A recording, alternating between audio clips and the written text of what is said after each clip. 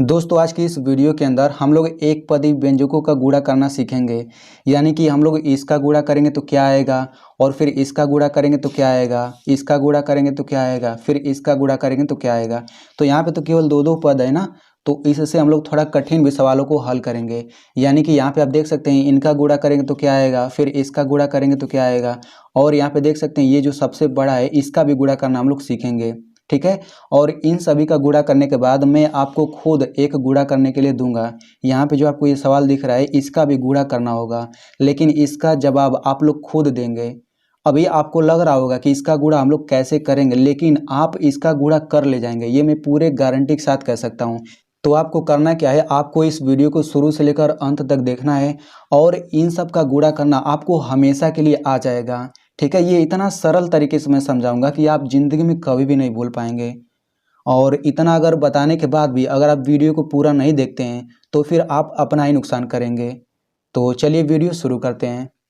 तो देखिए इन सब का गुणा करने से पहले हमें इन सब का नियम पता रहना चाहिए, यानी कुछ हमें बेसिक चीज़ें पता रहना चाहिए, तभी हम लोग जा करके इन सब का गुणा कर पाएंगे। ठीक है। तो यहाँ पे मैंने पूरा रूल्स लिखा हुआ है, यहाँ पे पूरा 5 रूल्स है। आप लोग इन पांचों रूल्स को थोड़ा ध्यान से समझिएगा, फिर आप लोग बहुत ही अच्छे से आप उन सभी सवालों को गुणा कर ले जाएंगे। तो ध्यान से देखिएगा, जब भी कोई संख्या रहे और संख्या के बाद कोई अंग्रेजी का लेटर है, अंग्रेजी का लेटर मतलब क्या कि ए बी सी डी जो होता है, A B C D A से लेकर जेड तक, ठीक है, उसे हम अंग्रेजी का लेटर कहते हैं। कितने होते हैं? पूरे 26 होते हैं। तो जब भी कोई संख्या रहे और उसके बाद कोई अंग्रेजी का लेटर रहे तो हमेशा उनके बीच में गुणा का चिन्ह होता है। ठीक है। जैसे यहाँ पे देखिए संख्या है, उसके बाद यहाँ पे अंग्रेजी का लेटर यक्स है, तो इनके बीच क्या रहेगा? गुणा रहेगा। यानी कि 2x का मतलब है 2 गुणा यक्स।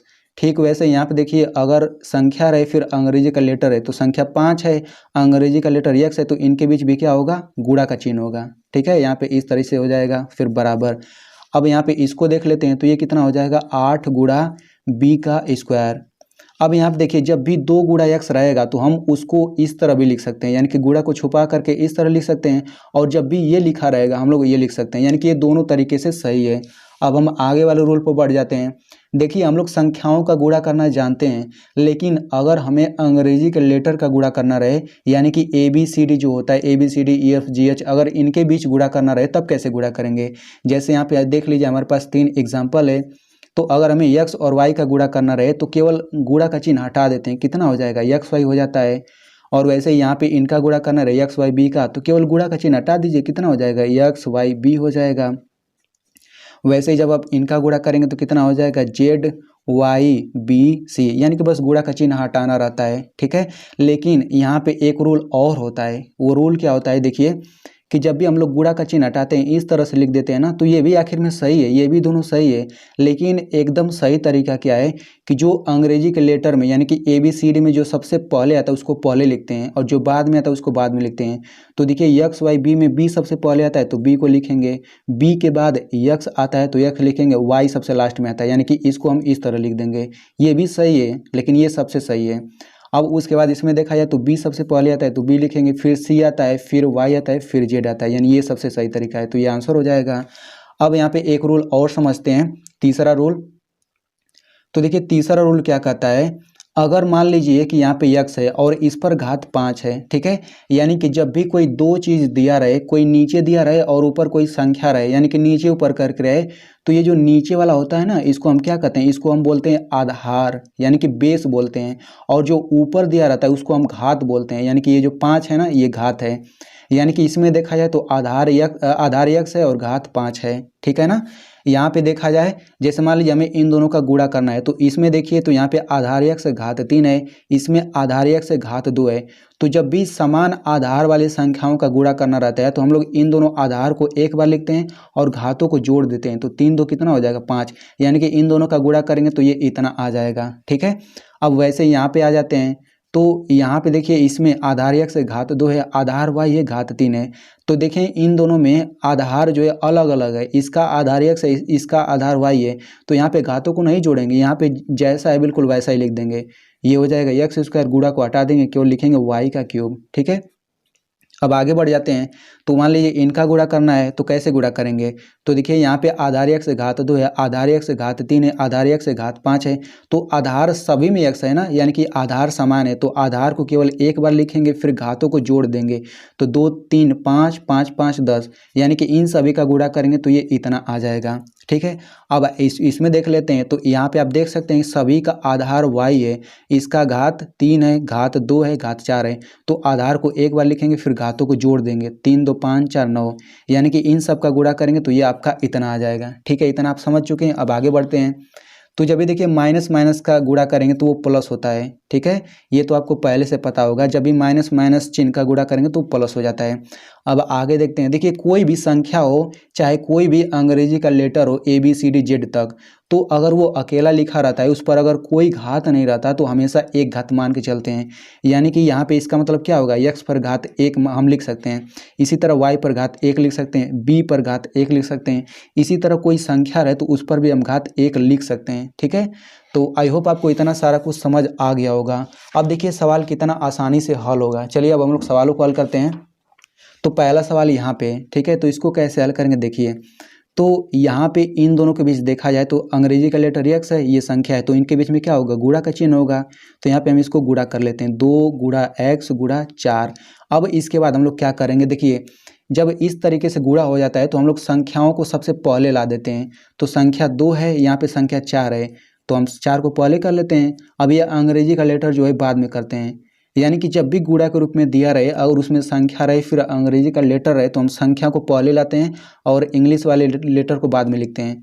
अब यहाँ पे संख्याओं का गुणा कर लीजिए, 2 चौक 8 हो जाएगा, गुणा x है तो x लिख लीजिए। ठीक है, अब इसके बाद इसका मतलब क्या होगा, गुणा का चिन्ह छुपा देते हैं तो ये हो जाएगा 8x, यानी कि यही जो होगा इसका आंसर होगा। अब यहाँ पे इसको हल करते हैं। तो यहाँ पे संख्या हो गया, अंग्रेजी का लेटर होगा, तो इनके बीच में क्या होगा, गुणा का चिन्ह होगा। ऐसे यहाँ पे गुणा का उतार लेते हैं, फिर इनके बीच में गुणा का चिन्ह होगा, 4 गुणा y। फिर यहाँ पे संख्याओं को पहले कर लेते हैं, तो 3 गुणा 4 पहले आ गया, ये अंग्रेजी का लेटर बाद में कर लेते हैं, तो गुणा x गुणा y, इतना हो गया। अब यहाँ पे इनका गुणा करेंगे तो 12 हो जाएगा, यहाँ पे गुणा है तो गुणा लिखिए। फिर इनका देखिए ये अंग्रेजी वाले लेटर का गुणा हो गया ना, तो कितना हो जाएगा, केवल xy हो जाएगा, ये मैंने बताया हुआ है। अब यहाँ पे देखिए 12 हो गया, फिर यहाँ पे गुणा xy, तो गुणा का चिन्ह छुपा देते हैं, तो कितना हो जाएगा 12xy, यानी कि इनका गुणा करेंगे तो 12xy आ जाएगा। तो ये तुम्हें अभी थोड़ा बड़ा इसलिए हो रहा है क्योंकि अभी मैं समझा रहा हूँ, लेकिन जब आप जितना प्रैक्टिस करेंगे ये आप केवल एक ही लाइन में डायरेक्ट लिख सकते हैं। ठीक है, डायरेक्ट 3 चौक 12 करेंगे, फिर xy करेंगे, आंसर हो जाएगा। अब इसको देखिए हल करते हैं। तो यहाँ पे आप लोग ध्यान से एक चीज़ समझिएगा कि यहाँ पे देखिए ये इसके पहले माइनस का चिन्ह नहीं है, इसके पहले भी माइनस का चिन्ह नहीं है। तो जब माइनस का चिन्ह नहीं रहता है तो हम कोष्टक नहीं लगाते हैं, लेकिन जब माइनस का चिन्ह लग जाता है तो हम कोष्टक लगाते हैं। जैसे मान लीजिए अगर यहाँ पे इसके आगे माइनस का चिन्ह रहता तो हम यहाँ पे कोष्टक लगा देते हैं। यानी कि कोष्टक तभी लगाते हैं जब माइनस का चिन्ह रहता है। ठीक है, जैसे यहाँ पे देखिए 3y के पहले माइनस का चिन्ह है तभी कोष्टक लगाए। तो इसको कैसे हल करेंगे, तो यहाँ पे देखिए इसके बीच में गुणा का चिन्ह है और यहाँ पे पहले से गुणा है तो गुणा लिख लेते हैं। अब इनके बीच देखा जाए तो यहाँ पे -3 और y के बीच में गुणा है तो -3 लिखते हैं, फिर गुणा y लिखते हैं। लेकिन ये -3 चूंकि ऋणात्मक है ना, तो यहाँ पे कोष्टक लगा देंगे। फिर संख्या 5 हो गया, ये दूसरी संख्या हो गया, तो पहले कर लेते हैं, तो 5 गुणा ये हो जाएगा -3 गुणा। अब यहाँ पे अंग्रेजी वाले लेटर को बाद में कर लेते हैं, तो x गुणा y हो जाएगा। अब इसके बाद क्या करेंगे देखिए, अब इनका गुणा करेंगे कितना आएगा। तो आप ध्यान से समझिए कि जैसे हमने इसको गुणा के रूप में किया तो आप शुरू से लेकर अंत तक देखेंगे केवल एगो माइनस का चिन्ह है यहाँ पे। तो जब अकेला माइनस का चिन्ह रहता है तो वो सबसे आगे आ जाता है, तो यानी ये माइनस का चिन्ह उठ करके यहाँ पे सामने आ जाएगा। ठीक है, अब 5 का 3 में गुणा करिए क्योंकि माइनस यहाँ पे आ गया है, तो 5 यहाँ 15 हो जाएगा, तो -15 हो गया। ठीक है, गुणा। अब इनका गुणा करेंगे तो xy आ जाएगा।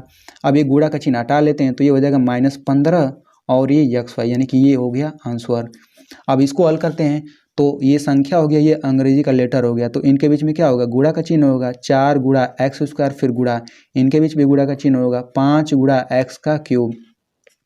अब संख्याओं को पहले कर लेते हैं तो ये हो जाएगा 4 गुणा 5, फिर इनको बाद में कर लेते हैं तो ये हो जाएगा x² गुणा x³। अब इन दोनों का गुणा कर लेते हैं तो 4 × 5 = 20 हो जाएगा, फिर गुणा। अब इनका गुणा कैसे करेंगे, देखिए आधार x समान है तो घात जुड़ जाएगा, तो x पर हो जाएगा 2 3 5। अब यहाँ पे बीच का हम लोग गुणा का चिन्ह हटा देते हैं, तो 20 x घाते 5 यही जो होगा इसका आंसर हो जाएगा। तो आई होप आपको इतना सारा कुछ समझ आ गया होगा। चलिए अब हम लोग आगे वाले सवालों को हल करते हैं। तो अब हम लोग इनका हल करते हैं इनको। तो ये कितना हो जाएगा 7 गुणा x गुणा इनको हल करेंगे तो हो जाएगा 3 गुणा y, फिर गुणा इनको हल करेंगे तो हो जाएगा 2 गुणा d। ठीक है, इतना हो गया। अब संख्याओं को पहले कर लेते हैं। तो 7 गुणा 3 गुणा 2। अब अंग्रेजी के लेटर वाले को बाद में कर लेते हैं। तो x गुणा y गुणा d, यही तो होगा। अब यहाँ पे इनका गुणा करिए तो 7 तरीक 21, 21 दूना 42 हो गया। फिर गुणा इनका गुणा करेंगे तो x हो जाएगा, y हो जाएगा, d हो जाएगा। ठीक है, अब यहाँ पे ये हो जाएगा 42। गुणा के चिन्ह को हटा लेते हैं, लेकिन इसमें देखिए सबसे पहले d आता है तो हम d लिखेंगे, फिर x आता है, फिर y आता है, यानी कि इसका एग्जैक्ट आंसर इतना ही होगा। अब उसके बाद इसको हल करते हैं। तो बस आप ध्यान से समझते जाइए, आपको अच्छे से समझ आ जाएगा। अब यहाँ पे इसको ऐसे लिखेंगे 4 गुणा एक्स स्क्वायर, फिर गुणा, अब यहाँ पे कैसे करेंगे तो यहाँ पर भी इनके बीच में गुणा है ना, तो -2 हो जाएगा, चूंकि माइनस है तो कोष्टक लगा देंगे, फिर गुणा y। वैसे इसको करिए तो -3 हो जाएगा, फिर गुणा x हो जाएगा। ठीक है, अब कैसे हल करेंगे तो संख्या ये रहा, संख्या ये रहा, और यहाँ पे संख्या सभी को एक साथ कर लेते हैं। 4 गुणा -2 गुणा -3, फिर गुणा, अब ये अंग्रेजी वाले लेटर को एक साथ करते हैं तो ये हो जाएगा x स्क्वायर गुणा y, फिर गुणा x, ये तो होगा। अब यहाँ पे देखिए इनका गुणा करते हैं। तो देखिए जब भी अकेला माइनस का चिन्ह रहता है तो वो सीधे आगे आ जाता है, लेकिन जब एक से अधिक रहता है तब क्या करते हैं, देखिए तो यहाँ पे ये माइनस इन दोनों का गुणा करेंगे, चूंकि गुणा करेंगे ना तो माइनस माइनस का गुणा करने पर क्या आता है, प्लस आता है, यानी कि इन दोनों माइनस का गुणा करने पर प्लस रिजल्ट आ गया। और हमने पढ़ा हुआ है कि जब भी प्लस आएगा तो कहीं ना कहीं लिखना पड़ेगा, मान लीजिए यहाँ पे लिखना पड़ेगा, तो इन दोनों का रिजल्ट प्लस में आया है ना, तो प्लस हम लिख भी सकते हैं, नहीं भी लिख सकते हैं, यानी कि इन दोनों का प्लस करके हम उसको गायब कर देंगे, यानी कि जो आंसर आएगा वो धनात्मक में आएगा।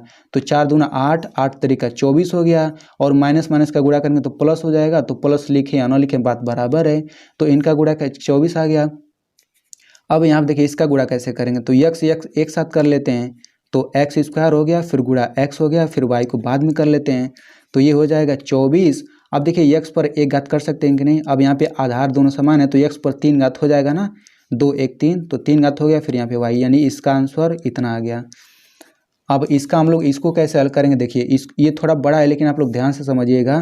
तो 5 हो जाएगा, यहाँ पे गुणा कर लेते हैं, गुणा x का क्यूब, गुणा यहाँ पे भी वैसे करते हैं, -2 गुणा y, फिर गुणा इसको गुणा कर लेते हैं तो -3 गुणा x, फिर गुणा इसको भी गुणा कर लेते हैं, 2 गुणा y स्क्वायर, फिर गुणा -2 गुणा x। अब संख्याओं को सबसे पहले लिखते हैं, तो यहाँ पे 5 है, ये देखिए संख्या सब मैं निशान लगा रहा हूँ, तो ये हो जाएगा 5 गुणा -2 गुणा -3 गुणा फिर 2 ये वाला, फिर ये -2, ये हो गया।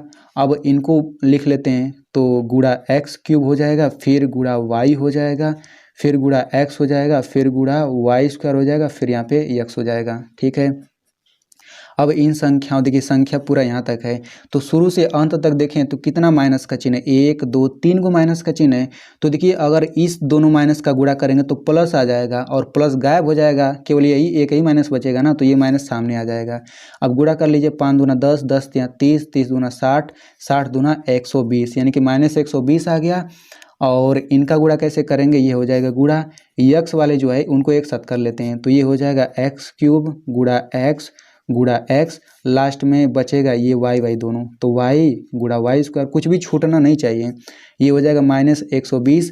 इनका ये देखिए x आधार समान है तो घातों को जोड़ लेंगे ना, तो कितना हो जाएगा, x पर 3 2 5, और यहाँ पे y पर एक घात कर लेते हैं, तो y पर कितना हो जाएगा, y पर 3 घात, यानी कि ये हो जाएगा आंसर। तो अब आप लोग इसको हल करके इसका जवाब आप लोग कमेंट बॉक्स में ज़रूर दीजिए, और इस वीडियो को अपने दोस्तों के साथ ज़रूर शेयर करिए, क्योंकि ये वीडियो बहुत ही महत्वपूर्ण है।